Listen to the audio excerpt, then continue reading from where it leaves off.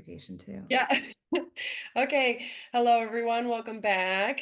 This week, I invited KT Schramm, right?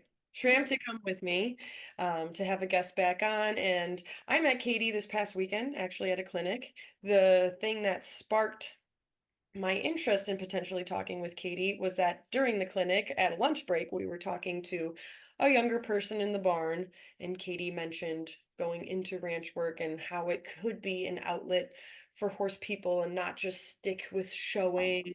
And I just thought, I know nothing about ranch stuff. And plus, your photos, because you're a equine photographer, your photos out west, Colorado, Montana, are just they're so pretty. So yeah, why don't you take a moment and just kind of introduce yourself and we'll start conversation.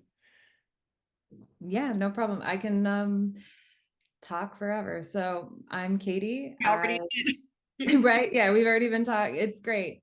My name's Katie. I grew up in Iowa. I'm second generation horse girl, as I like to say. My mom raised me in the saddle. And she was an eventer. So I, of course, was eventing, but living in the countryside. We also trail rode and hacked around cornfields and kind of just did whatever we could on horses. So I got into ranching in college, and now I'm in my mid 30s and found myself back in my hometown and with a young horse and a great boarding facility with a fantastic community where we brought you in as a clinician and challenged people's mindsets about what they can do with their horse. So thank you for having me. Yeah.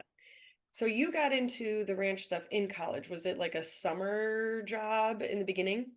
Yeah. So I went to school in Milwaukee at the Art Institute up there, and I was living with, it happened, the woman I was training with at the end of high school. She had to move to Milwaukee because that's where she's from. So she moved home, and I was already planning to go to the Milwaukee Institute of Art and Design. And it worked out to where I ended up, after my first year, living with her and becoming a nanny and watching her two children, and then also helping her with her training business. And I loved everything to do with horses, and I adore her family, but I was also nannying for her neighbors, and very quickly realized, I had to deal with my parents that as long as I was working, I could live wherever. I didn't have to come home after that first year of college. So I said, fine, I'm going to work as a nanny. I'll keep nannying for this family, and I'll do outsourced nanny work as well. And after 3 months of that, I realized I never want to do that again.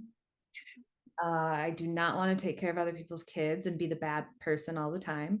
Um, Not that I was, but I had three families I nannied for, and it just made me drive towards something else.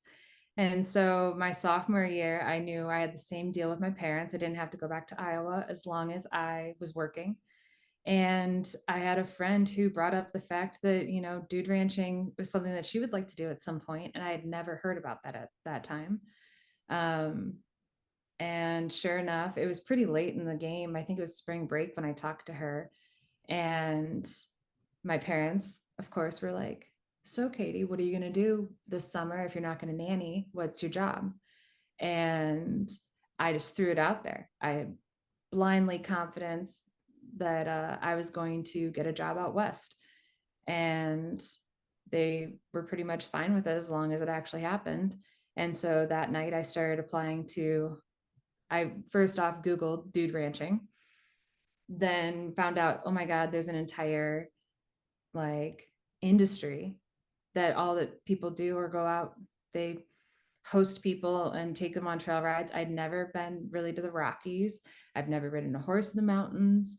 I mean, we have hills, we have bluffs here, but it was all brand new to me. And I threw my application in to a couple of ranches and found out very quickly that hiring in April is pretty uncommon. They usually are fully hired by January. So I got a lot of like, thanks for your application. Next year, hire or like apply at this time, and then we'll be able to consider you. But if you don't want to be a Wrangler, we are still hiring for our kitchen crew, our housekeeping, or, Mhm. some other department at the ranch. And then I got a random email from one of the ranches saying that they absolutely really liked everything they saw. I had to submit like photos of me riding. At that point, YouTube wasn't super accessible all the time, and Facebook was still pretty much photos. So we didn't have to like submit video or anything like that. But I got an email saying they were interested. I had sent like, at that point, I did not have any Western photos of me. I was, my show photos of me looking perfect over a little fence. And then me as a kid with horses, and just horse girl life, trying to show that I have the grit and the courage to be a cowgirl, I guess. Um, and the woman who reached out to me loved that. She was like, I don't care. You don't have to be a cowgirl. Like, you don't have to ride in the rodeo circuit. I just want to know that you're competent and you enjoy riding and you're open to riding other horses and you're open to learning and you are passionate about this, because the passion is what drives the job. Mhm. And I was shocked. It was my first experience with an interview out in the horse world for a job, because at that point I'd always just worked for my trainers.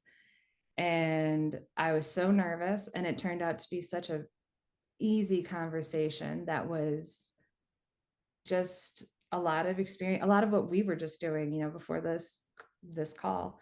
Talking about life experiences, talking about how we see our philosophy with horses. If I'm comfortable teaching, how I like to teach, if I have a teaching style, um, and really, really driving home the fact that I'm open to new ways of doing things, or I'm open to, having parameters that I have to work around. Because just because my background is eventing doesn't mean I'm going to come in and only ride the appendixes that I like, or, this is the type of horse that I would ride at home. So I want to ride that horse from a main Wrangler horse.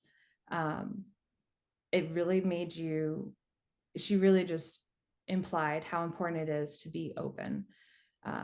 And so I was thankful I got that job. And from there on out, at 19, my life kind of changed in a way I never expected. Yeah. But that's kind of the process of how I got into ranching. I don't know how much you want for me to go into. That's okay, because my next question is, so did it start summers only? Did you continue summers only, or did you end up staying there full time? Yeah, so I got in at Smith Fork Ranch was my first ranch, and that's in Western Colorado, and that's who that interview was with. I got there my summer following my sophomore year, and at that point, I was seasonal. Like, I had no idea what to expect. My parents were supportive yet nervous. I remember like I drove out there with my stepmom, and then my dad flew out to meet me, because at one point I did have an interview with another ranch, and they very much so were very controlling, and it definitely put all of us on edge, because it like I had to like sign a contract saying I wouldn't leave the ranch, and that I would abide by all of their rules. And anyway, it put my parents on like, my dad is not a horse person, my mom is the horse person, and so my dad's like, this sounds like a cult. I don't know if I feel good about sending you out here. You've never done anything like this before. And so they insisted on going with me to see this place, to make sure that they felt okay dropping their kid off and being like, I'll see, I guess you'll be back in 4 months. So I did summer work for my after my sophomore year. Then I went back in my junior year, and then I graduated, and I said, I need to do one more summer before I get a real job. I really love it out here. I have no desire to like skip out and get right into, I was going to school for design. And so I had an agency offer to work in Milwaukee. And I foolishly was like, well, I got a job opportunity right out of college. So it will still be there in 4 months when I'm done with this summer, because I need to do this for my soul. And sure enough, I went out for that last summer, and then it ended up being a year-round position, Cool. which I was very happy with. So yeah, started out seasonal and then turned year-round, and it's a good way to spend your summers. And you recently came home. Now, was that from ranch work or was that from graduate school? That was from ranch work. So I went um, when I was at my first ranch until 2011, kind of on the heels of the fun economic Yeah. downturn, Yeah. uh, where all of a sudden it's like, oh, great. Everyone has money to go travel and stay at beautiful places in the early 2000s. And then all of a sudden, the economy kind of tanked and we've started getting a lot of Europeans. And anyway, the hospitality world took a really big hit. And so I ended up moving out of ranching because it was one of those things where it's like shoestring budget at that point. No one's coming and it takes a lot to run a place. So I got back in. Well, I then went into advertising and did agency work for about 8, 9 years. And during then, that's when I went back to school and got my master's in digital marketing. And my last project for that program was my professor, my advisor. I was struggling with what to do because I had all these big ideas. And he broke it down really simply for me because at that point I had 9 years of agency life. I was hustling. I was trying to find my work was in casino and hotel hospitality marketing. And so I'm telling myself, like, oh, this is close to what I'm doing, what I enjoyed doing. Like, it's still hospitality. And in the casino aspect, I was starting to get accounts where our company was going after racetracks. So I'm like, okay, I can bring horses into this world. I see my career trajectory where I could be doing creative direction for race tracks. Um, and it was this fork in the road of like, is this what I want to be doing? This feels like it's fitting my fulfillment goals. But for some reason I'm still sitting at my desk and daydreaming about my wrangling days and kind of missing interacting with people that I'm designing stuff for. And so my advisor broke it down very simply and said, Katie, this is probably the last time that you get to do a really big project over the course of a year that's you get to control. So what's your dream job? If this could be your job, what would it be? And so from there, I created a marketing campaign for a fake ranch because I was like, well, I really felt like I had this awesome opportunity at the beginning of my career. And, it was with riding and ranching, and I was able to fit a little marketing in there when I went year round. And I just feel like that's something that I really would have thrived in if everything would have allowed it to continue. And he's like, well, then do it. Have fun with it. Have a blast. So I did that um that last year, and it got my head in the game of like, this is still achievable. I can still do this. If not now, if not more so now than I ever did before. I actually have the I was very confident in my early 20s. I'm like, just graduated. I know what I'm doing. I know everything. Marketing's so easy. It's Facebook, right? And so it just got my head back in the game that like I don't have to compromise by saying if I want to do stuff with horses and marketing, I have to do racetrack because that's what I have right now. And my dear friend, who was my first boss, who gave me that interview at Smith Fork, is one of my best friends to this day. And ever since I got into agency life, she was a thorn in my side about never forgetting to have fun.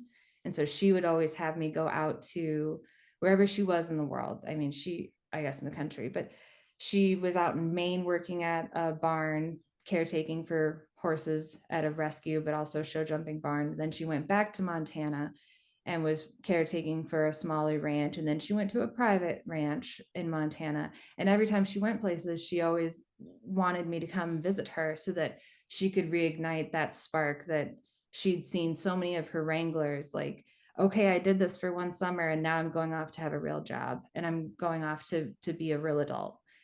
And so she invited me out to Montana every year. And the last time that I went out after this program had ended and I had done my thesis, um, there was some wine involved, and her and her husband convinced me, that I should at least look, because why should this just be a school project? Why can't it be a reality? And sure enough, we found that there was a ranch really close by that I had no idea existed, and they were looking for a hotel and guest service director who hopefully has marketing background and understands dude ranching. And I filled out an application and redid my whole resume to look like I had, my resume at the time was all agency focused. And so I had the perfect tools of my friends right there, her and her husband, of being like, you are career long ranchers, dude ranchers and caretakers. What would you be looking for in this role? I have all the agency background, I have the horse experience, but help me like fill whatever you think I should. And, it ended up being the longest interview process that I've ever had. Mm. But I got the job and I moved out to Montana and did that for 5 years. Well, not five. I moved out in January of 2020 and moved to 100-year-old or almost 100-year-old ranch. Um, and then the pandemic happened, Yeah. which was it's a weird thing to get to, but like the 2020 for me was the most liberating and freeing and most like creative year of my life. I lived on a 500-acre ranch next to Yellowstone with, at one point I was sharing the whole place with one person. And then when we finally went into our regular season, I shared it with 10 people, and we had 120 horses, and we had miles of trail that we had to still maintain, and we had 14 cabins we had to maintain, and it was it was magical, and it was the best way to get to know a place.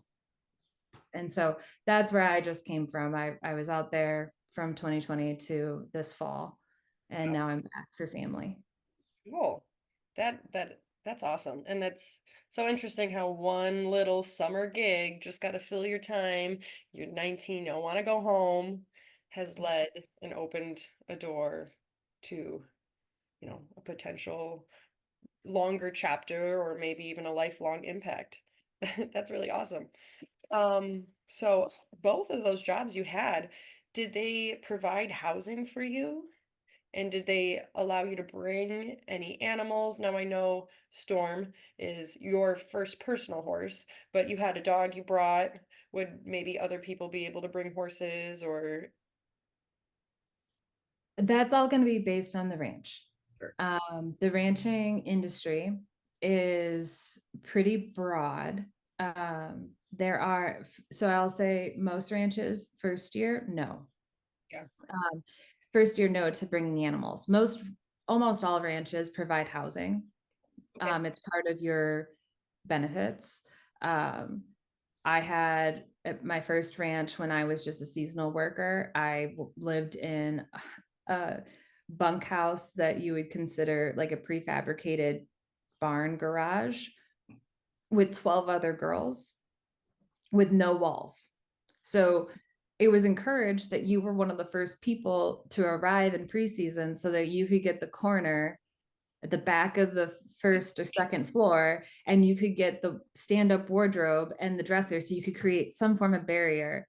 But for the most part, it was like you were just all sleeping and hanging out and living in the same place. I think it's Um, a college student or a young person. exactly. It's perfect for, and it was funny because that ranch, like, that was such a checking point for being like, oh, this is new for me. Okay, sounds great. We're all going to become a happy family really fast. And then hearing that, this was an upgrade because the last couple of years they've been living in wall tents because they had a platform, but they didn't have any structure. So, all of a sudden you're already thrown into this new world that I had no idea what to expect. And I'm hearing, like, oh, well, at least you have walls. We used to have like ermines get into the wall tents and just mess up everything, or pack rats would get into your dressers and take all your stuff. Um, and it just created such a fun environment. Yeah. So seasonal workers almost always will get housing. It also is great because food feeding is part of it. Like you get your meals included. And so they ask a lot of you. They're like, hey, you're going to live in the middle of nowhere. It's not for everybody, but if you can do it, it's great. We'll give you housing, we'll feed you every day, and you're going to work 6 days a week and you'll have one day off. You're most likely going to be nearby a national park or incredible wilderness, um, that you can go and do whatever you want on those days off. And um, it's just incredibly fulfilling. And it, like, the last thing you think about, if is like, what am I making? um and the beauty of that is you're working all the time, so no matter what you're making, most likely you're not spending unless you have stuff back home. And so housing's usually included, meals are typically included. I would say that's changed slightly over the years. The meals have become more and more like, especially if a ranch went to hourly, they don't usually include meals as much, because now they're saying, well, that's your off time. You can go do whatever you want. Whereas if you're salary, it's like, no, you're required to be here. So therefore, we're going to feed you 3 meals a day so that you don't feel like you're not being taken care of if we're asking for you to be here for these hours. Sure. Um, as far as horses and animals go, it was pretty standard at both of these ranches and most ranches in the industry that the first year they don't want anyone bringing animals, because it just adds a factor to their ranch that they're not willing to accept without knowing you. They don't know, they might see that you're a good rider. They do not know that you don't have the best trained dog, or you have an incredibly trained dog that works well for you, but it's not guest friendly. Um, there's a strict rule at my first ranch that only year round management could have animals. Yeah. And so when I when I was promoted to year round, that's when I went out to get my dog. Okay. And I had not had him. I mean, I was like, that was the first thing I could think of, is I finally get to have a dog. Um, but we had a ranch vet. And so in order to get a dog, both the general manager and the ranch vet had to approve of the dog because it's an insurance liability. Yeah. So there's a lot of factors to it. My last ranch, as long as you worked a season and you were invited back and we knew you had integrity with your animals and you cared about, however, you wanted to make sure your animals were very respectful and engaging with guests and everything, then you could be invited to bring one animal. You know, we don't want, some ranches don't care and they're like, yeah, sure, bring your personal horses, and you're going to be responsible for board and hay and everything. But most of the time they're like, that's great that you have your own horse. You might be coming from the mid-Atlantic and you're asking your horse to now go from below sea level up to 8,000 feet. And you might love that horse. You might go riding in the Ozarks or whatever with them. But that does not mean that they know what a mountain lion smells like. They don't know what a grizzly bear smells like. They don't know how to react when a moose is around. The footing is completely different. We might not be able to get the farrier that you're needed out here. And they might not be used to the change of season and the climate that we have here. And so that's usually the biggest factor that people sit back and they say, okay, yeah, I don't think my horse would thrive. Yeah. Um, Fair so enough. he can go hang out at home while I go and do this, and I'll be back in a couple months. Especially if Uh, you're hmm? especially if you're seasonal. Yeah, yeah. Now, if you're year round, then you're going to bring your horse, you're going to give them a season to adapt, and you're going to slowly, hopefully, bring them into the fold. Now, you probably don't even have time really for your horse if you brought your personal horse unless you were including them in work. So can you tell us what, like, especially in the earlier years, being seasonal and being like a rancher position, can you tell us what the daily, Mhm. what was your daily routine? What did your hours look like? What was the workload like? very much so. Okay, so if you're gonna be a rider at a ranch, you're considered a wrangler. And a wrangler's typical day would be you wake up before breakfast. And the nice thing about ranches, guest ranches, and dude ranches is you do not have to think about anything other than your department for the most part. So you don't have to think about breakfast because it's going to be there for you when you're done with your job.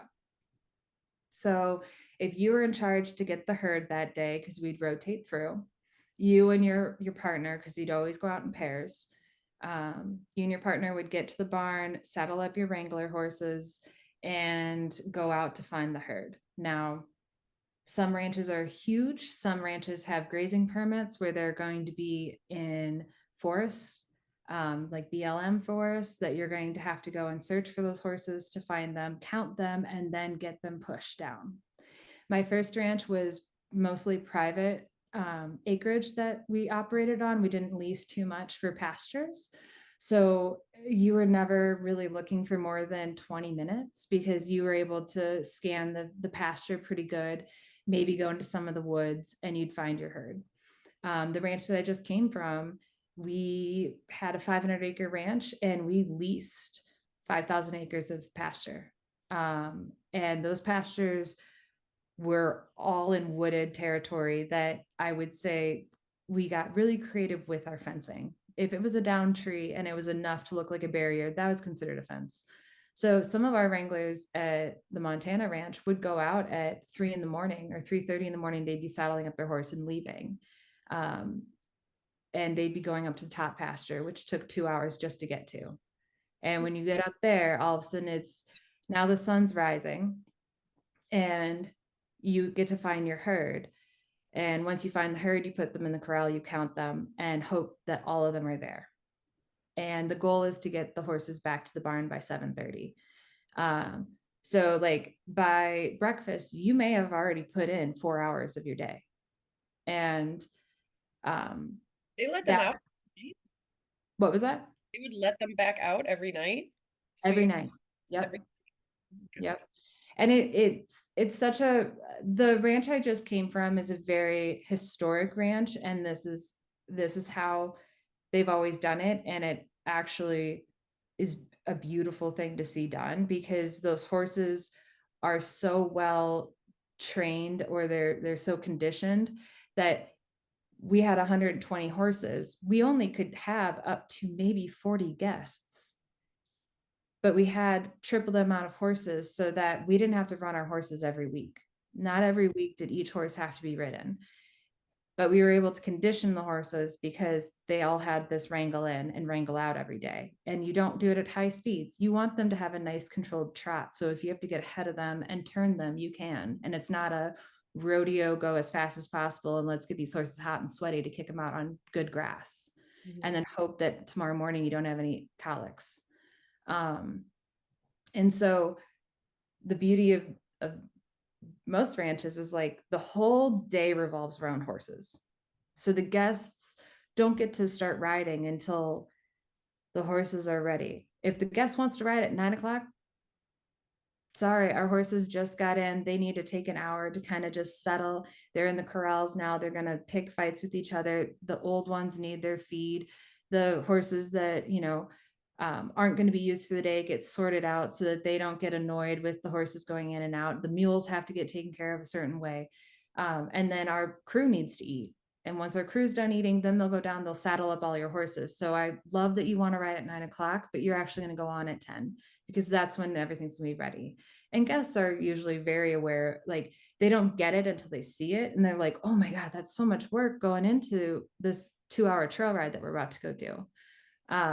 And if you keep those horses in overnight and you're like, okay, let's not, there's some nights that we weren't able to release the horses and put them out to pasture because it was a horrible rain. And the pasture that we're grazing right now, the hill to get up to that pasture is now a mudslide. And we're going to have more injuries that are not worth having than keeping them in a tight corral. Or it was really neat. At my last ranch, we had home pasture, which the whole perimeter of the ranch was fenced in, And then we had a smaller perimeter around where all the guest cabins were and all of our outbuildings are. And we'd turn the horses out on home pasture so that guests could actually be walking through a massive pasture, and the horses would like the mules would get up onto the porches of the cabins, and we had some horses that would be like, I'll come right into your cabin, hey, how are you? um and that like was really neat for the guests to see. And as a like manager, it was always like slightly nerve wracking because you're like, please don't go try to ride your horse. I know that might be the horse that you're riding, and you see it out in the pasture and you realize that there's not a fence between you and them, but don't walk up to them and think that this is their time off. This is their off time. When they have a saddle on their back, they know their job. They do their job so well. So don't stress them out. Let them have their night off, right?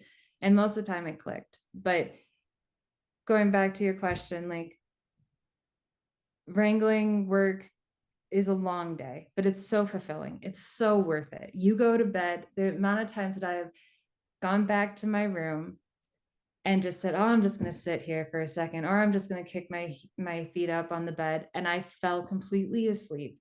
And I woke up at like 2 in the morning, fully clothed with my boots still on.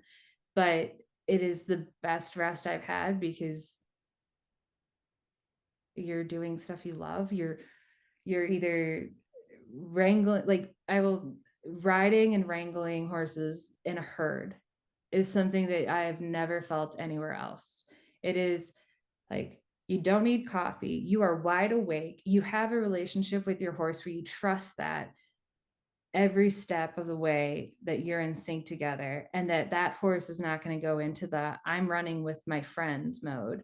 It's this is my job and we're bringing everyone home so we can all eat, or this is our job so that um, we can all go rest for the night. So long days, hard work, but really fun. And when you're not riding, you're like fixing fence, you're you're doing anything. You're digging irrigation ditches, you're scrubbing, just like a barn, you know? There's so much more than just riding horses in your day to day. So, since you're dealing with guests at the ranch, would you say that you almost needed more people skills than horse skills, or was it you discovered that, your people skills were getting tested or something Yeah. else? Yes. Definitely having personal skills and being able to talk to people and being able to charm, I will say charming people is a big thing as well, because it's an interesting combination. You're there because you are a horse person, this is what you want to be doing, but you have to realize that the guests that are here are maybe not horse people. They've never been on a horse before. Or you can have people who have their own horses at home, but this is something so different that they do with their horses that they want to try something out. You also sometimes have language barriers. And so not only do you have to be a good people person, you're at times teaching people how to ride, which you're able to express if that's something you like to do. And you're able to say, okay, this is Jake and this is what he needs. And this is how you're going to tell him he's being a good boy. But then you're also going to be on the trail for sometimes 8 hours with people. And there's moments to be quiet and take in the scenery and observe everything. And then there's moments you have guests that want to hear stories. You have guests who want to know. I mean, you'll have guests who like will be like, so give me all the drama, give me all the goss. And then you'll have people who just want to know who you are. How did you even get into this? Like, Mhm.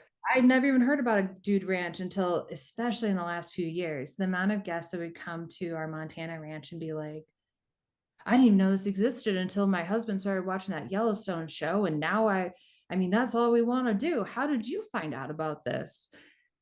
So much of the guest interaction is out of their curiosity. And sometimes it is where a guest just wants to talk about them, and that's fine. And it's being able to read the room and realize, like, we're going to sit and talk about whatever this person wants to talk about, because in a way, for all of us, like, writing is, you know, sometimes very therapeutic. And sometimes you can get in a situation with a guest where you have to let them sit uncomfortableness and like realize that they need to just let go and trust. And then that like opens up the door to a conversation you would never expect you to have.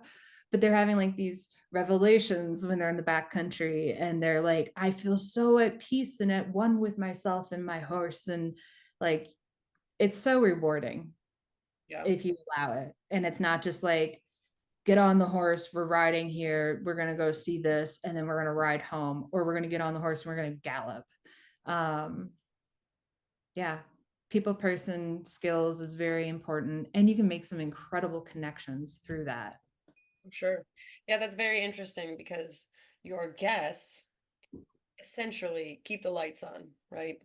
They they are the driving force for having the Oh, first place. yeah.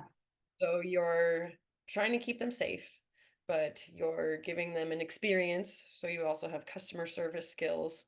It's like you Mhm. actually wear a lot of hats. Now, how many trails would you say you would do a day? Was it a series of multiple 2-hour ones, or maybe one day you had one long one?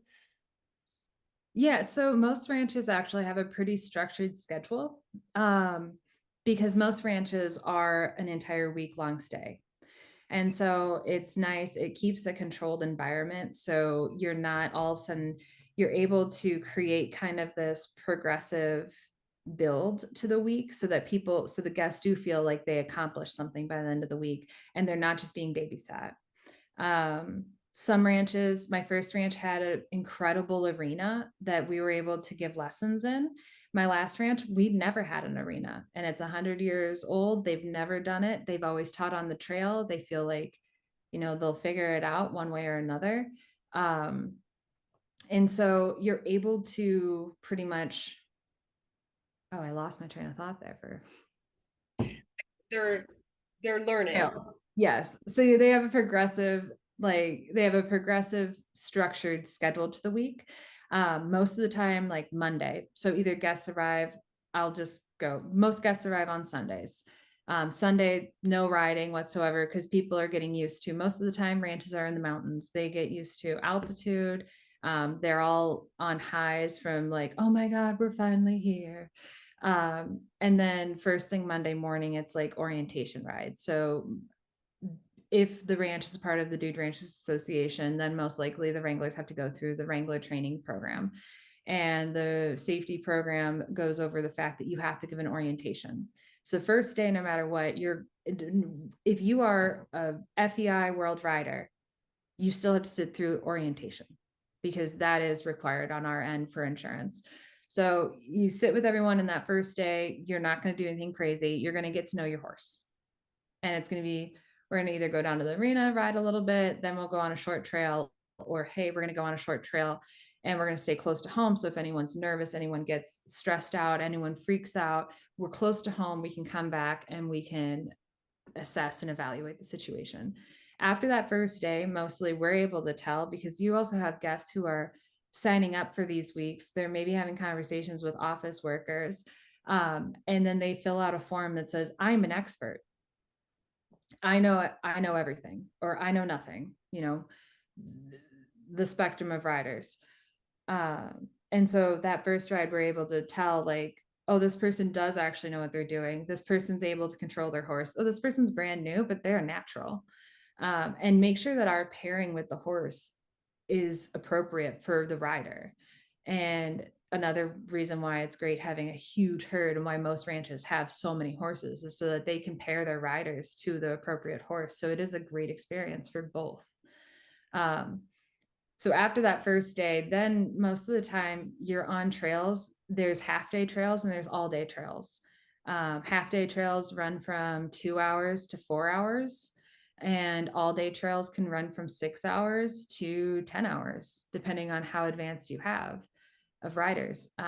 Now, hours and miles don't always, they're not always the exact. So, like, if you have a set of advanced riders that want to do a half day trail and they want to be back in time for 1 o'clock lunch and you hit the trail at 10, you might be able to cover 8 miles and be back if you're able to have a good pace. And that's not cantering the whole time. That is asking these horses to walk out because you're climbing. And that a lot of the times people will be like, I just want to go for a big gallop.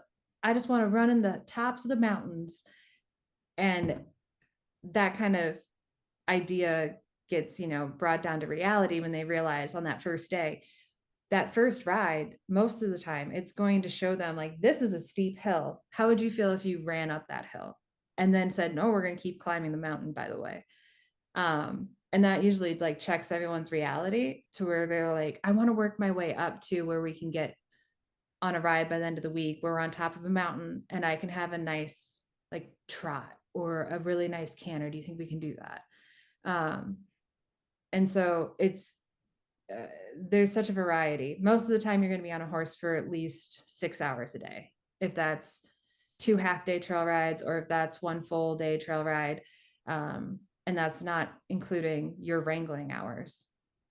So So we're get thinking ready to even. be in the saddle and have a yeah, and have good jeans that you feel like you can ride in forever and boots that you can ride in and walk in because there's times when you say everyone get off their horse, we have to hike through this, or there's down trees that we were not expecting and we're not going to ride over these, we're going to have to bushwhack around them and figure out something else. That type of stuff happens all the time, and it actually, the way that you present it to the guests, most of the time guests are so excited at the fact they'll come back from a ride where you ran into down trees, you ran into a sheep herd that you couldn't disrupt, or there's a bear on the trail, or you found scat that you all of a sudden were like, hey guys, by the way, just keep your eyes and ears open because there's fresh scat. We don't know where it is, but if your horse starts acting funny, just let us know and we'll reassess and we might like go a different route. That the way you present it to your guests puts them on, we're on an adventure. We had to get off our horse. The Wrangler had to saw a tree down, and my husband helped because they got tired. And it's just like, it's such a fun way to spend your career or spend a summer Yeah, realizing, like, yeah, work can be fun. I can tell that you very much recommend this, especially to younger people.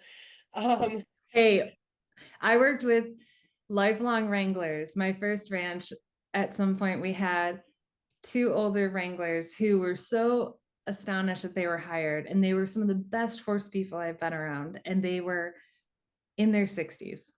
yeah, So it's not just for young people. sell your house, simplify a little bit. Who needs to do van life when you can just do Wrangler life? I think my last question pertaining to the ranch, um, just getting in a little bit into welfare, just because that's the kind of people that we are.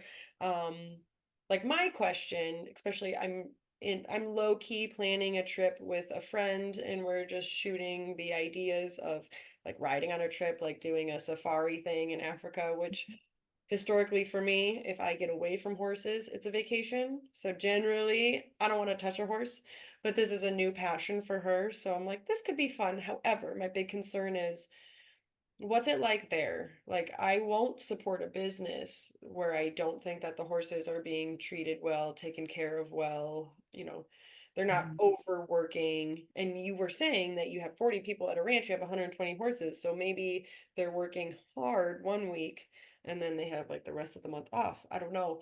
So I know, knowing you for the short amount of time I have, I don't feel like you would support a business that wasn't treating the horses well. So can that makes me feel better. uh, so what was it like? I mean, it sounds like the horses had a beautiful life on their off time and they had a nice like acres to go run free on, and Mhm. give us a little bit of insight on like the welfare and what people are supporting when they are going to a ranch and supporting that, or what are you supporting if you're working there? Yeah, I think that my experience with the ranches that I've worked at and the ranches I've worked with, welfare is huge because they realize that in today's modern age, there's a lot of people who will get upset seeing things that they're not used to seeing. And as long as you approach every uncomfortable situation that it's not uncomfortable for you, but maybe they've never seen a horse hobbled before and they think that you're abusing that horse because you're on an overnight pack trip. And why are you shackling the horse's feet together?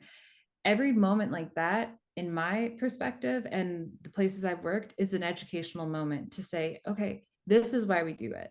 Because the alternative would be X, Y, and Z, and they're trained and this is safe. Therefore, we do it this way. We would never put a horse in a situation that it's not trained and capable of doing. Um, and this overall well-being of the horses and the herd is such the center of the ranch for most ranches. Um, Now, I can't speak for all ranches, but everyone knows that someone's going to have a sad moment if they see, like, at the end, my last ranch, when you're bringing in 100 horses and you have the seniors just trotting, trying to keep up with the rest of them, or you might have an off horse. That's another aspect of why it was great watching them be wrangled in every day. Is you have the barn manager, you have the rest of the wranglers who aren't riding, observing the entire herd, saying he took a step, he's off, he's lame, this one wasn't, it was coughing a ton, let's pull him, he's not going to go riding. Once guests start to see that, they understand the whole concept of, just because it's not how you know caring for horses, we don't put them in stalls, we don't do anything like that. This is what the horse knows.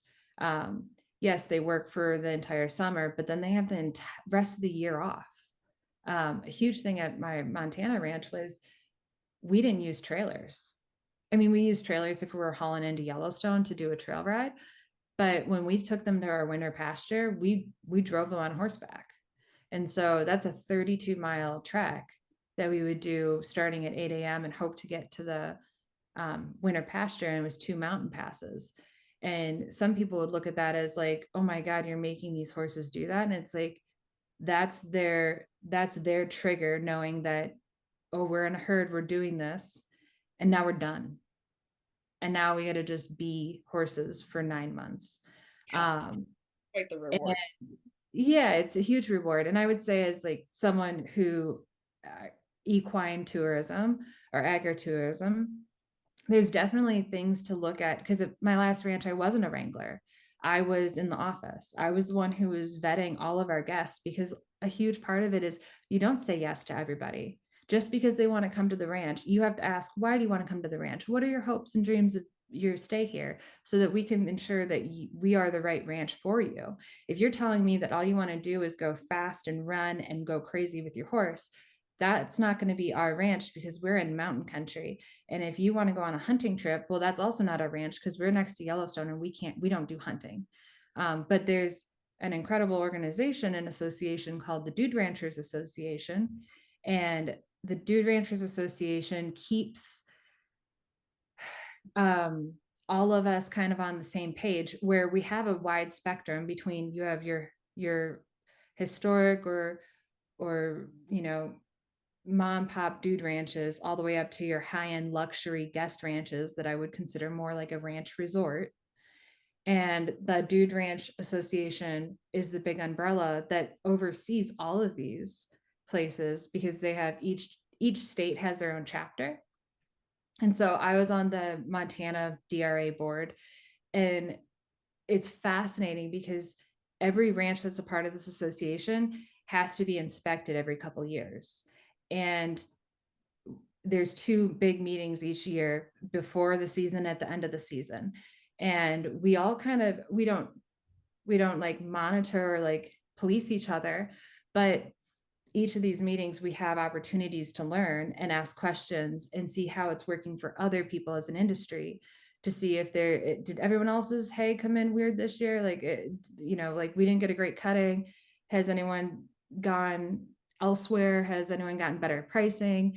Our herds aging out, we can't find affordable horses with the market currently, and we feel like we're stressing our horses out. We're considering lowering our weight limit. Does anyone else have that experience? It's such a great resource for us ranchers. where you can actually voice those concerns and you can come together in a collaborative effort to make sure that the industry is making sure we're doing this in the safest and best way for the overall welfare of our horses and our guests and our crew. Um, with my last ranch, I was very big on making sure our crew was taken care of, because times have changed and you can't just ask someone to work 14 hours and then say, we're not going to pay you that much. So you get to live in Yellowstone.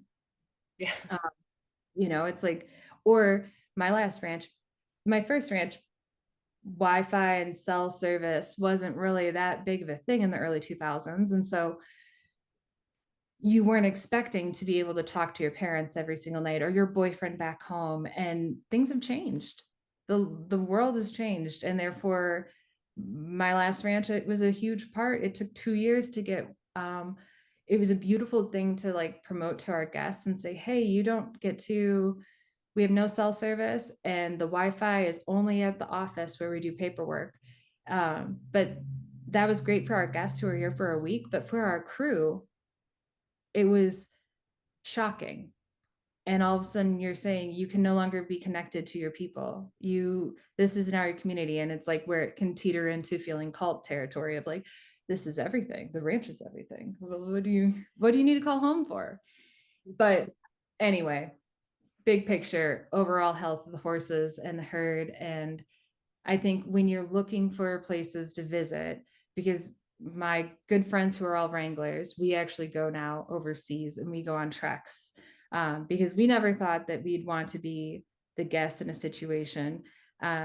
And then we challenged ourselves with that and put the guest hat on and went to Portugal a couple of years ago and rode across the country.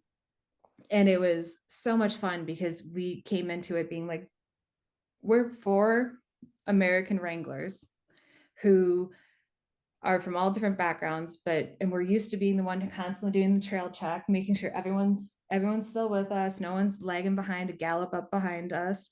And we ended up having such a blast with the company because they realized that, I mean, they did the same thing that we did to our guests when we said we're experienced riders who are capable of riding, but this is what we prefer, and we're getting older, so we want this. They tested us the first day, and then they went out and had a great time. And there's incredible tourism companies, like equine tourism companies, that do all that vetting that the DRA does for us here stateside. Um, so I'd say, long story short and unsolicited advice, like make sure that you're working with someone who can, um, not benefit, but who can advocate for the integrity of the operation you're going to. Because if you're just Googling like places to go and really cool, awesome trips, and or you're seeing a TikTok video of someone galloping as fast as possible on a horse on a beach, unless you're able to like get to a place where someone is feeling like they've done their due diligence to promote this place, social media has allowed everyone to have a platform. And I've seen really, really dangerous situations that people don't realize because they're not horse people, but they see it and they want to go do it. And it's worth paying a little extra. It's worth having the equine travel agencies um, ensure that your trip is going to be everything you expected and more, and that you're going to be giving your money to a place that really is going to be utilizing safety measures and putting their horses first and making sure that you have a great experience, because they want you to come back. They want for you to talk about this to another place. They don't want for it to be a one trick pony where you're going to have a horror story of like, oh my God, I went on this ride and I got thrown off and I woke up in the hospital, like the We conversation we about that talked. with a friend of mine. Yeah. Mm-hmm. Especially in a foreign country. Yeah, it's not great. I mean, I went into that Portugal ride and we had vetted for a year and a half different places. And then we went with a travel company called Far and Ride, which is based out of London. And it's a mom and daughter, and they go on every single trek, and they go once they approve of it and they have the partnership with the stable or outfitter. um, they send out experienced riders who they've had, that's kind of their guinea pigs, that they won't let the people know about. And they'll sign up, and they'll go to make sure that everything is actually as advertised. And then once it gets through that vetting process, then they put it on their website. But by having those checks and balances and then going in and doing it ourselves, we're just like blown away at the experiences that we've had now. And like we're still open to other places, but it truly did ensure that we didn't have to worry about any of that outside of we're here to have a good time. And we know that we're supporting a place that's going to be doing good. And not like we have a rule as a group that we won't go to countries that we don't agree with how they treat their people. Yeah. And so like unfortunately it takes out some cool places that you could travel to, but at the same time it's like I just don't want to put my money into a cog that I don't really believe in. Yeah, that we get to use our money in the way that we want. And it's the same thing when it comes to dude ranching. Like if you want to go to a dude ranch and they don't show you anything about how they handle their herd, if they just show you galloping on a horse amongst a bunch of wild or loose horses and they don't show you anything else, like that puts up red flags in my mind. And especially if I go to that site and I see that they're not endorsed or they're not a part of the association that ensures safety, because the DRA is phenomenal in a lot of ways. And some people feel like they're too restrictive. But as someone coming from the English background of like, I don't want to be told I can't wear a helmet. If I want to wear a helmet, I'm going to wear a helmet. This is a new horse. I'm riding a mountainous trail. There's bears, there's animals, there's scary big leafy greens on the ground that cast weird shadows. Like I want to feel secure. And if they're telling me that I can't, because there are places that will do that, they're like, nope, this is a Western adventure. You wear a cowboy hat or you wear nothing at all. Or, if they won't make it past that inspection of the DRA. And therefore, it's just nice having that little bit of a organization that keeps everyone in check and you can have a blast and it can be safe. And of course things happen because they're not machines.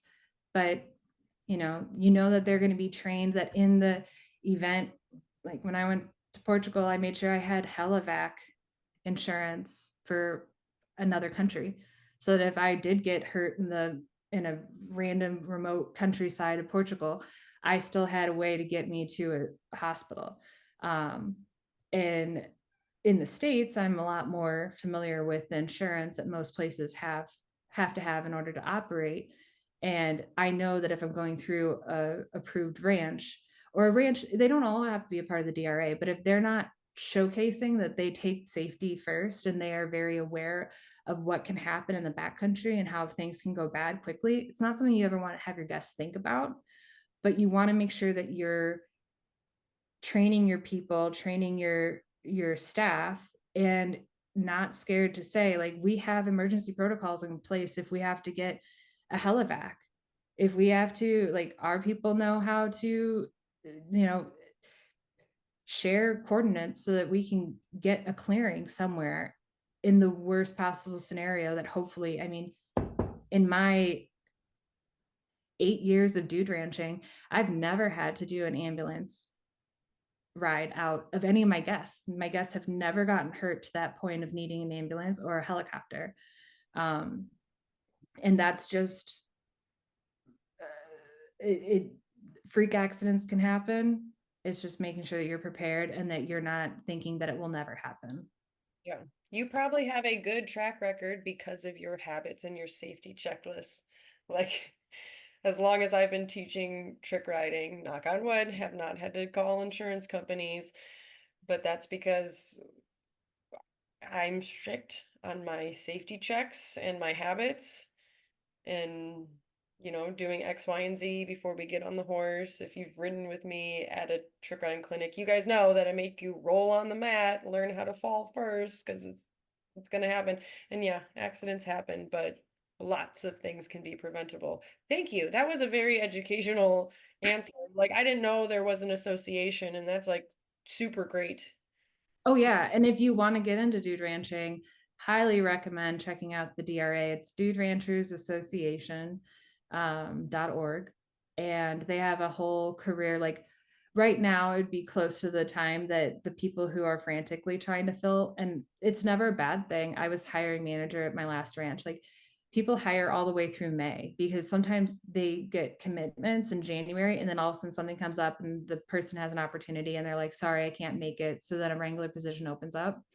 But that's a great place to go if you are interested in getting into ranching. And a huge thing I recommend, unsolicited advice to anyone looking to get into it, um, do not, like right now you might get a lot of places that say we're fully staffed for our barn, but we have housekeeping, we have wait staff, we have fly fishing, we have hiking opportunities, because these ranches have more than just riding. There's naturalist positions, there's like I said, fly fishing, there's tour guides. Like we were right next to Yellowstone, so we started doing naturalists that then got to take people into Yellowstone and learn about that.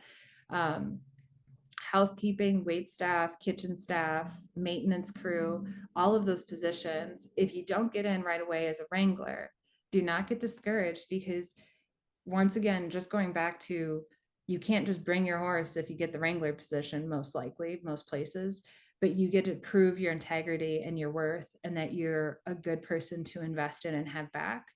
If you are only looking to get a riding position and you say, I can't tell you the amount of hundreds of applications I get where you'd have like first choice, second choice, third choice, first choice Wrangler, second choice Wrangler, or first, second, third, all Wrangler, or first choice Wrangler and then blank for everything else. And those applications immediately threw a flag up of like, okay, you don't care, you just want to ride a horse. Mm. And I see a lot more opportunity with someone who says first role Wrangler, second ranch hand, third whatever I can get, Mm. open to whatever. That humbleness of learning, if you're going to work housekeeping, yeah, you're going to be scrubbing toilets and making beds, but you're also probably going to have the best hours. And then you're going to be able to go off and have fun with your friends and go off and ride on your off time and show the barn that you're handy to have around. I would hire so many people in my other departments that had horse experience, but maybe not to the level that they could be capable of. It has to be second nature, taking care of horses and riding, because your first nature is to keep it safe.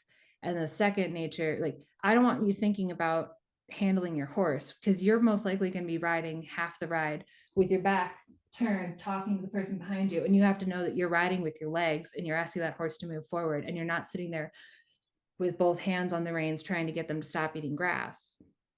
And so, even when I have super capable riders, if they're not used to riding anything outside of their own horse in an arena, and nothing against arena riding, but if they've never been out on the trail and they don't understand how things can go awry really fast, I might put them in a different department for the first year and say, hey, doesn't mean that it's going to be forever. Hey, halfway through the season, I might be able to throw you in the barn, or you can do half and half.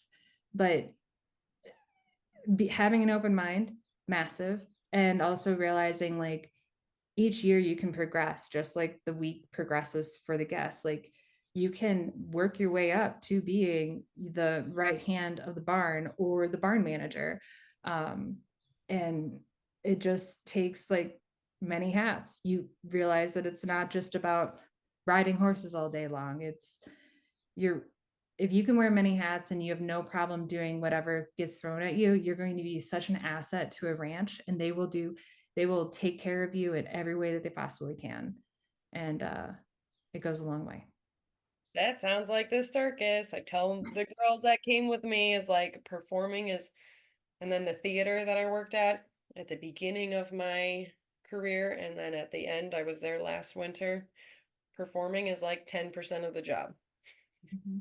You are cleaning stalls, you are setting up the circus tent, we are making a run for groceries and finding more hay. And yep, my girls were driving tent stakes for a whole season. So, Yeah, and like some of them, I've had people in the middle of the night. I had a certain person who was a fox hunter, and I was like, holy crap, she has if she has the balls to go out and fox hunt, she's going to be capable. But we didn't have a riding position, so I asked her, and I had a really candid like moment with her about it, and it just not everyone's cut out for it. She left in the middle of the night. The amount of times where reality hits, and it's like the last summer we had someone who was an awesome rider from Montana, knew her stuff, was really capable, but she had no idea that it was as remote as it was, and she just couldn't handle it, and so she ended up leaving the first week. Like, being okay with saying this isn't for me is so important. And I feel like that's applicable to any of those industries, right? Where it's like, if you're not willing to do the hard work, if you're not willing to shovel the shit and help housekeeping make beds on turnover days when they have 3 hours to flip cabins, it's a team effort. We all know that in the ranching world, like when I was running other departments, it's like we all know that Wranglers tend to have the fun job, but no one realizes the Wranglers are the ones who are up at 3 in the morning making sure that the herd is down from the mountain. Just like, and so cross training was always so important so that everyone understood, like, did you like that 3 a.m. wake up call? Because I didn't. Yeah. But also, they're going to help you make beds. So, it just, yeah, teamwork. It's lifestyle work. Ranching, circus. It's not a job, it's a Yeah, lifestyle. You can't handle the lifestyle. That's okay. But it's someone else will. exactly. Right. Quick Exactly. question. I know you saw a lot of animals. So what was like the craziest run-in you've had on? Mm, I have one from each ranch. So Colorado, we don't have grizzly bear, or they didn't back then at least. And so your main predator so I got really used to black bears, Mhm. and they're like big dogs, but they're still bears. So when I was in Montana, I was really worried because I knew grizzlies were very prominent. And then, of course, I found out that we were in a drop zone for problematic grizzlies. So the DNR, or the Forest Service, would go and trank if they had a problematic bear. They'd trank them, they'd relocate them, and that was just 11 miles from our ranch. And so we often get like updates of like, hey, just so you know, we dropped another one up off there. The territory's getting pretty thick right now, so we probably won't drop more than one or two this summer up there because there's so many bears. And so I was like on edge. I'm like, this is gonna happen at some point. I'm gonna run into a grizzly. They're gonna be mad, and I'm gonna freak out. And my horse is gonna feel it, and it's not gonna be great. And sure enough, it happened. And but it was during, funny enough, the entire season went by and we were doing the 32-mile trek back. And I was on the horse I've been riding a lot throughout the summer, Ghost, and we were dragging the herd. I was riding drag, so I was one of the last people. And it was neat because if you went to the very end of the season, no matter what department you were in, if you wanted to, you were able to ride on this trail, which is massive. I mean, having someone who had never ridden learn to ride over the summer, and then say, hey, can you make it? Can you stay until October 15th? If you can, you get to trail the horses back and be a part of this epic thing that, like, at one point National Geographic was like, can we come take photos of this? It's just something that doesn't happen very often anymore. Like, most of the time it's faster, cheaper, and whatever to trailer all the horses to winter pasture. And so I'm riding in drag with my crew who are not horse people but are all for it, and this band of horses keep going into the woods, and I have to keep going and pushing them out. And the last time I went in, these two in particular kept going in. So I went in, I was like, I'm gonna get really outside of them and push them in and just sit on their hip and make sure that they do not go back in. I'll ride in the woods. And I thought I heard a tree creak, and my horse kind of went up and started. He had at no point cared what I was doing anymore, and it was just like that instant feeling of like, oh shit. And I heard the noise again, and I'm like, that's not a tree. And I looked down, and there's a grizzly on its hind legs roaring. And before, what I thought was a tree was a bark, and I'd never heard a grizzly bark before because they black bears bark, bears bark. Um, and so all of a sudden I look and I see that, thankfully far enough away, but grizzly bears can outrun horses on a straightaway. And so it was like, oh shit, drop the reins. The horse knows what to do in this instance. The two problem horses had already fled and gotten out of the woods. And my horse just took a left hand turn and went straight through dry brush. And we just broke tree branches. And I came out, and the woman who was riding drag with me, she goes, "You look like you just saw a ghost," because I was pale. And all I could say was, "Bear, bear," because the last thing you want to have happen is all of a sudden we're pissing this bear off and he's going to charge us. And he's going to charge us when we have the end of the herd and they're all just going to stampede out. Thankfully, that did not happen, but that was my first grizzly experience. And then from there on out, every time I encountered a grizzly, it was so peaceful. It's like, oh, the grizzly right over there is just digging up for grub and he's, just doing his own thing. Um, Yeah, and it was no big deal. that's And yeah. And then in Colorado, mountain lions. Mountain lions are the main predator. And mountain lions are just animals you don't usually see. You shouldn't see them. If you see them, it's not great. And we were in a high territory for mountain lions just naturally. And having encounters once in a while with them. I think I told you about the bear track story of like being coming across, we had free range cattle, and so we didn't, but the land that we leased had free range cattle on it. So um at the beginning of the season we're able to go up and push cows with our guests if that is something that they're capable of doing. And we decided to do it, and I took out this father and daughter, and it was exciting because the river was finally low enough we could cross. It was the first time of the year we had not even gone over to cut trails down. So I had a pack saw on me and knew that it was going to be more of an adventure than a leisurely ride. And we were going up, we had passed through the mine and we had started climbing up to get to the irrigation ditch of halfway up the mountain, which is kind of our orientation trail so that people understood what to do. And halfway up the steep climb, I thought I had seen a cow, and I was like, that's weird. We shouldn't hit cows yet. We have to like get to the irrigation ditch, then get through one more gate, and then we'll hit where the pasture is. And then I saw the shoulders again, and all of a sudden I realized it was like this, like I can't make the movement with my hands, but it was a way that only cats walk. And it's like, oh shit, that's a cat.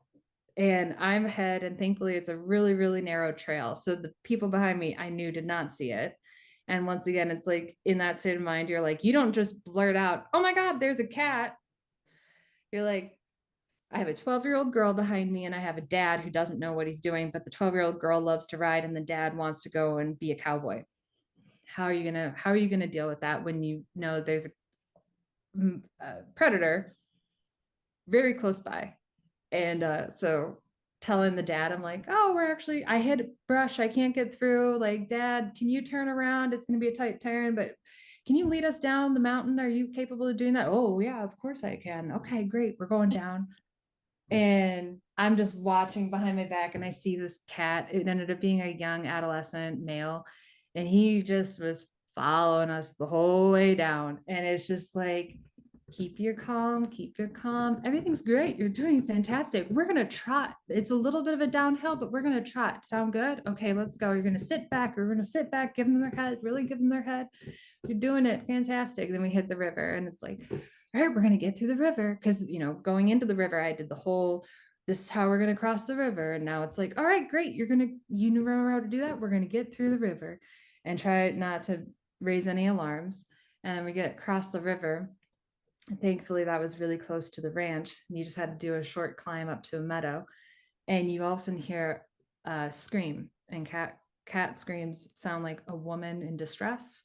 It's like nails on a chalkboard. It's not nice, and it freaks everyone out. It like makes everyone feel guttural instincts of like, oh my God, what just happened? And so, of course, because every Wrangler, you always have a big radio. And on the radio, everyone's like, "Oh my God, that was a cat. Where's the cat? Did everyone else hear that?" And so then the dad, I mean, immediately at that point, they realized that I was not just trying to be like, "We're going to have fun and dad, you're going to lead the trail." He was like, "That sounded close." I was like, "Yep, but it's fine because we're back now. It's no big deal. Everything's fine." And then when we finally got back to the barn, I was like, "So yeah, that was a cat." And our foreman at the time, he radioed me quickly, and he was like, "Katie, are you on bear climb? That's where I think the cat just came from." I'm like, "Yep, Levi, you can go and check it out. He's on the bank of the river right now." And it ended up being just fine, but it was like one of those instances where like, check that off the list, never need to do that again, never need to see a lion that close ever again. And loved on my horse because that is asking so much of that animal. Not, I mean, we were getting stalked Yeah. and my horse did not lose its mind. And the two dude horses in front of me did not lose their mind because they know this is their job and that we're not putting them in direct harm. We're trying to get away from their instinctual harm and we're going home. So I trust the fact that he drops those reins and those horses are going to take us home. Um, and yeah, those are my two wildlife stories that Those are good ones. good to have and don't need to repeat. I have the domesticated version of it at one of the shrine circuses. They put all the animals in one tent. So Oh my my horse was stabled and the stalls were just like a bar right across from the lions. And he did fine. He ate, slept. I God. would lead the horses to and from to go into the like arena to perform. The cats would like lunge for like in their enclosures and spray. Oh, one of the girls Uh-huh. sprayed. And the elephants, they weren't bothered by the elephants and the camel. We did like a menagerie parade. And they just parked me next to the camel and I would sit on my horse at the height of like petting this camel's head. But the hogs were in a different tent.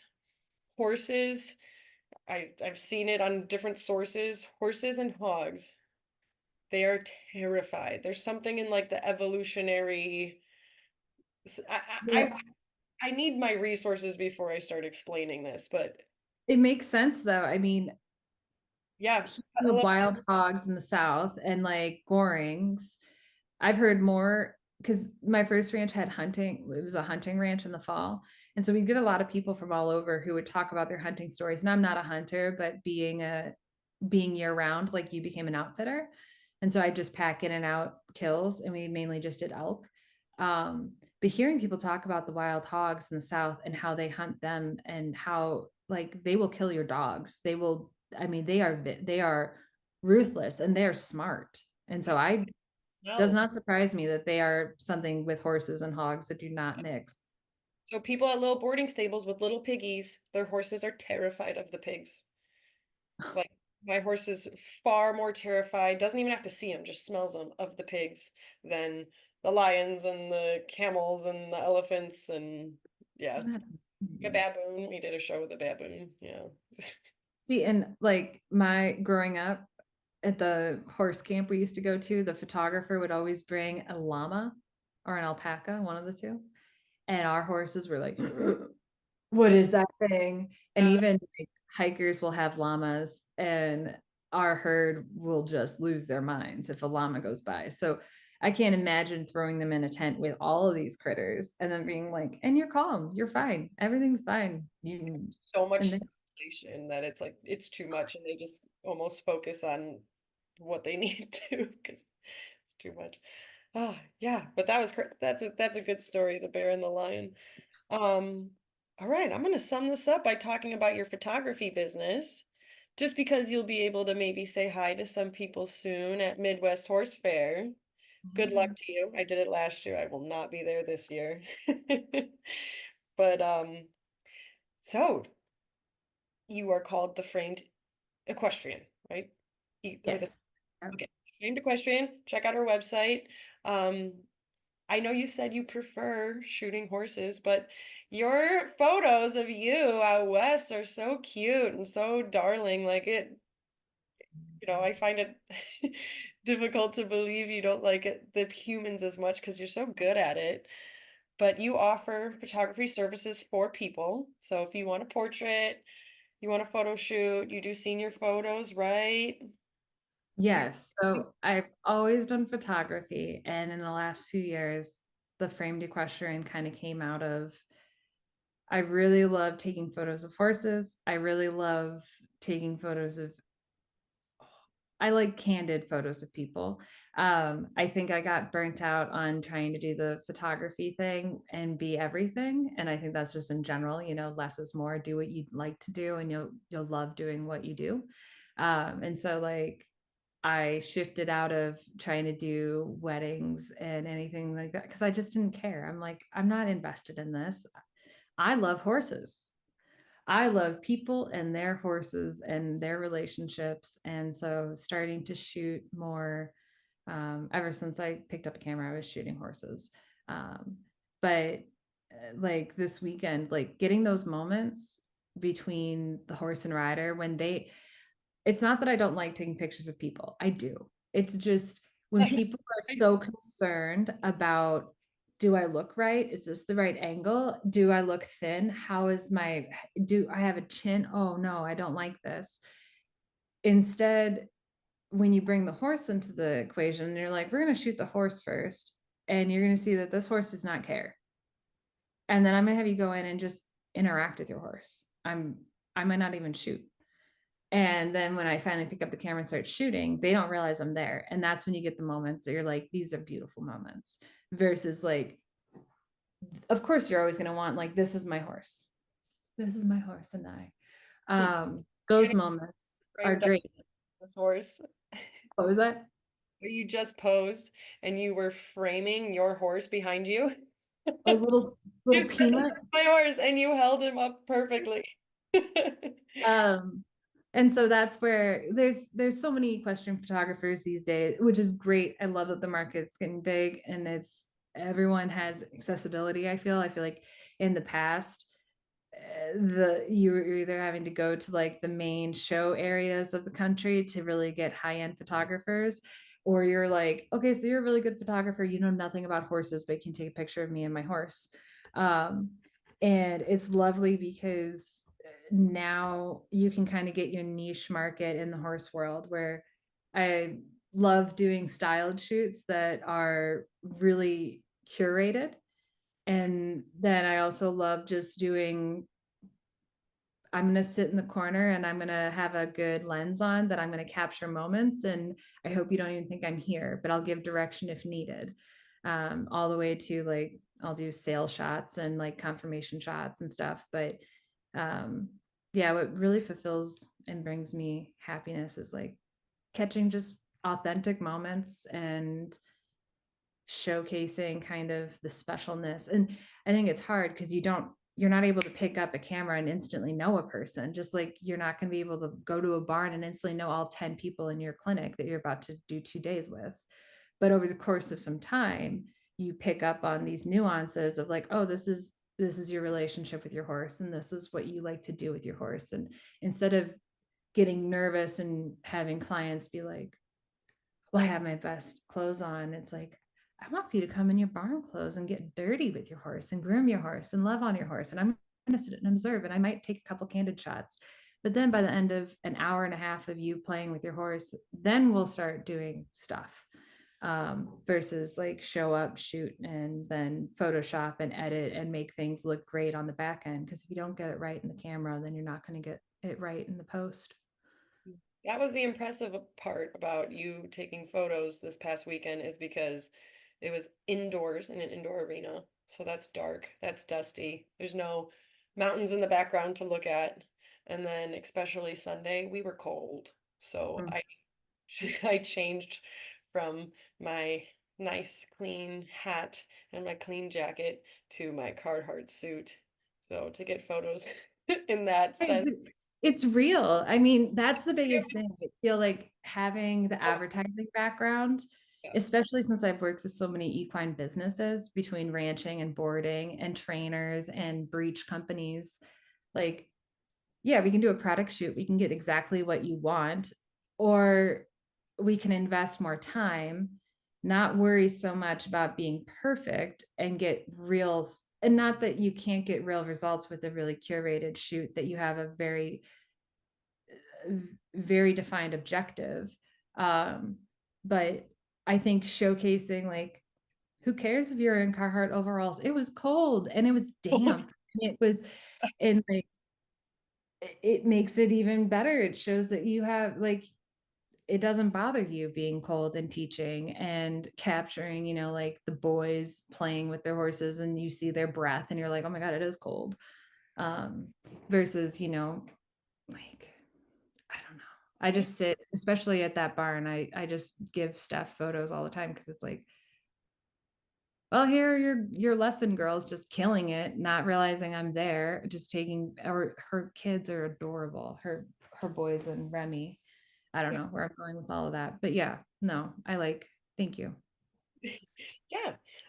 Now you have the website, theframedequestrian.com, so you can see her work, get an idea of pricing and packages, and you will be at Midwest Horse Fair April 19th through the 21st. Do you know what exhibition hall you're in so people can Yeah.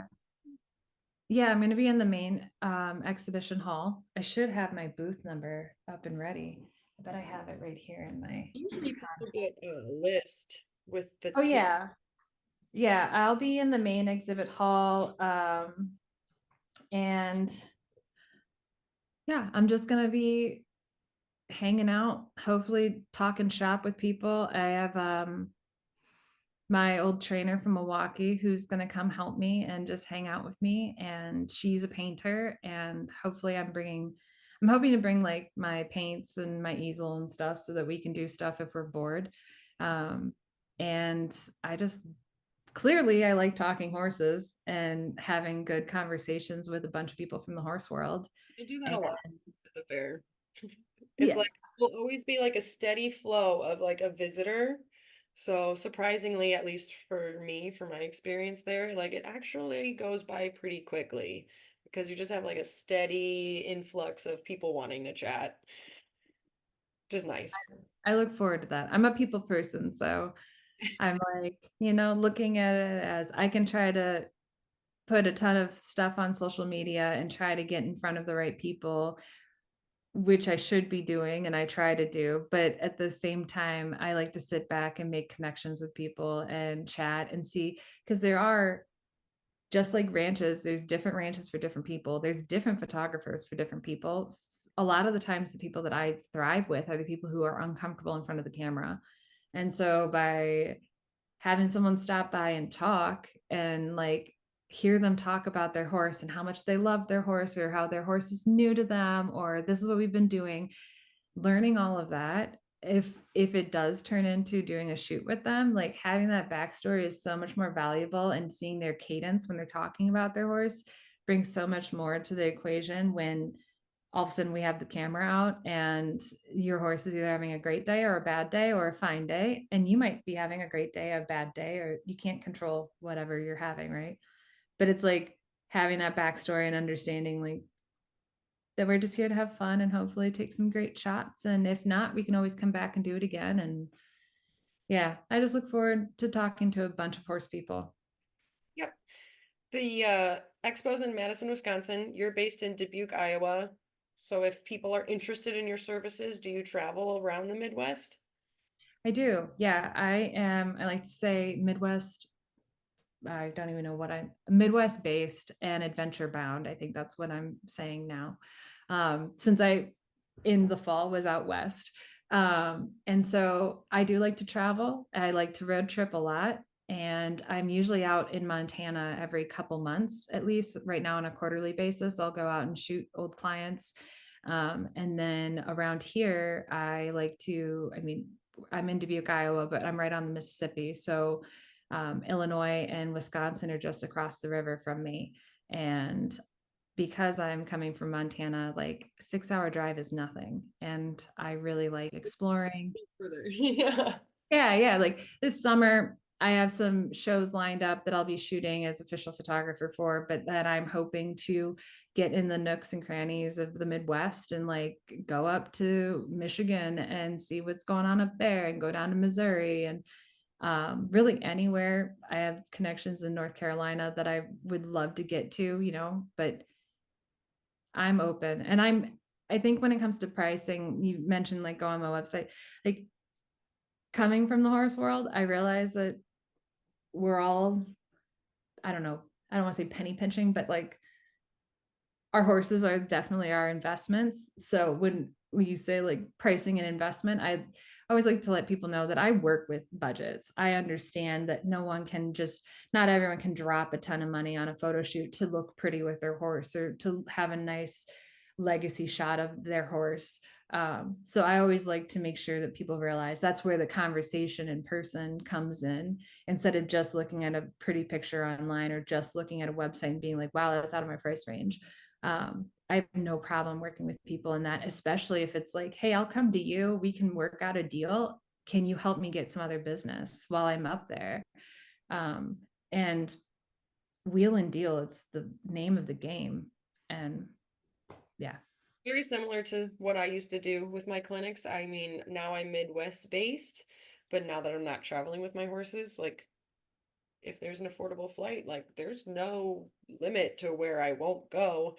But when I would take my 40-foot trailer, I was building my route. So I had done a lot of clinics in Florida, as far west as I did one in Salt Lake City. I did a couple in Salt Lake City, and then camp right outside of New York City. So building your route. So if you're going further, you can potentially work with someone, ask the barn if there are multiple clients, and Mhm. then they can kind of split that trip charge and stuff. So just so people know, don't be like in the middle of Massachusetts going, I want her to take my photos, but like you could get the barn in on it and make a Exactly. And the beauty of my ranching days is that because of doing that, I've made so many connections that like the network is like vast. And so it's crazy when all of a sudden it's like, oh, someone's interested in Maine. Well, I have 3 contacts in Maine that I can say, hey, I'm going to be in your neck of the woods. Do you do you have connections? And then all of a sudden you create this whole new little route that you're going to a place I've never been to finally see people I haven't seen in forever and take awesome shots along the way and get to know more horse people and just keep building out that community. Um, yeah, that's always the excitement. And that's the goal is to, I don't want to just keep going to the same, I'm always happy going to the same places, but it's a big world and there's a lot of horse people in this world. Mhm.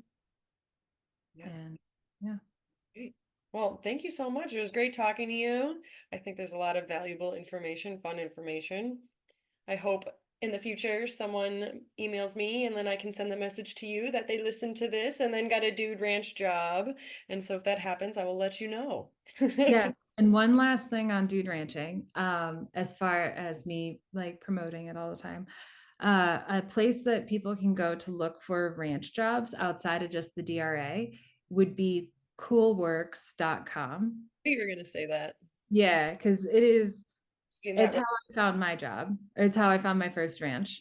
And I still go on there and like daydream about like, I could go up to Alaska and work at Denali and do this and this. And that sounds like a fun seasonal gig. So definitely check that out if you want to look past just dude ranching. Yeah. And also Yard and Groom. Yeah, Like Yard and Groom's great. as a kid, I had a friend who did just a summer in Ireland being a groom. Like what an experience, especially if you don't have too much at home, or even if you have stuff at home and you got it covered for like a few months, like great. I was always wanting to do Yard and Groom, but I could not go overseas like that. I mean, I could, but it selling my family, letting me go to Colorado, was enough of a stretch. But daydreaming about Yard and Groom was lovely. And you'll find something down the street on Yard and Groom too. So it's Yeah, like true, true, true, true. different, all different ranch jobs. There's Great. so many sites these days too. It's like, And the best thing is we do have these online forums. So like if you find a place that you love, go on to the Horse Chronicle or go on to well, Chronicle of the Horse or horse.com or any of the community boards or God Reddit and be like, are there horror stories about this place? Because I will tell you there are some ranches that some industries that are like, do not work there no matter what. And it might be, oh, We're on. okay. I couldn't hear anything you were saying, No. but It's a spectrum, like agreeing with what you're saying, like there's bad, good, there's yeah, like and everyone has an opinion, right? And so just due diligence and research and all of that. you said research at the same time. Well, research is important, right? But yeah, thank you so much. I really appreciate being asked on here. I really appreciate spending the last weekend with you and getting the wealth of knowledge and insight and inspiration, and also just kind of challenging, not that you really challenged all of us, but like getting different perspectives, understanding that there's so much more to the horse world. There's so much more to riding than just riding. And I think that was liberating, and a no pun intended in liberty. Well, thank you for now showing people a different side of the horse world that if you're like a English rider in the Midwest, you generally don't know much about that side. So thanks for your perspective today. You are welcome.